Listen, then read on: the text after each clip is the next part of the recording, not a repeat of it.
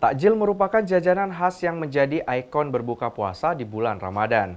Bisnis berjualan takjil menjadi bisnis yang menggiurkan di bulan suci Ramadan, seperti Santi, pedagang takjil yang berjualan di depan Masjid Takwim Baitul Hamid di Bisri Katon, Kecamatan Tugu Mulyo, Kabupaten Musirawas. Dalam sehari, omset yang didapat oleh Santi hingga jutaan rupiah.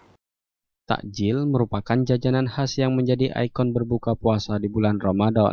Takjil juga banyak dijajakan pada saat bulan Ramadan dengan berbagai menu dan rasa.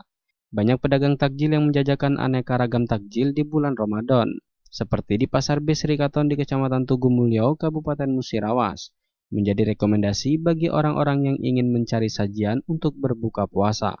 Salah satunya pedagang takjil Santi yang menyajikan beragam takjil mulai dari es buah segar, kolak tradisional, gorengan, aneka kue, dan masih banyak lagi takjil lainnya yang menggugah selera. Santi berjualan takjil dari jam 4 sore hingga menjelang maghrib. Setiap hari, stand takjil Santi selalu ramai dikunjungi pembeli.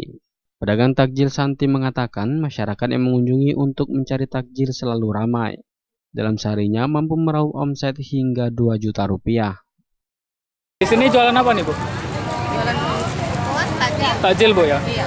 Untuk harganya dari berapa ke berapa nih, Bu? Dari 1.000 sampai 5.000. Oke. Apa aja nih, Bu, yang boleh disebutkan? Salah satunya? Ada cola, ada rujak mie, ada es buah. Buah ada gorengan pempek, juga, Bu, ya? Goreng-gorengan. Terus sayur masak juga ada, Bu, ya? Ya, sayur masak juga 5.000-an. Oke. Dalam ini udah kedua hari, Bu, ya? Ini selalu ramai, Bu? Hah? Puasa 2 hari ini ramai orang pengunjung? Begini, guyur. Iya. Dalam per hari kira-kira berapa, Bu? Apa? Dapat kisarannya, omsetnya? Sekitar, mana ya, Om? Kotor. Sekitar 2 juta. Oh, ya. Ramdhani Rahmadi, Silampari TV melaporkan.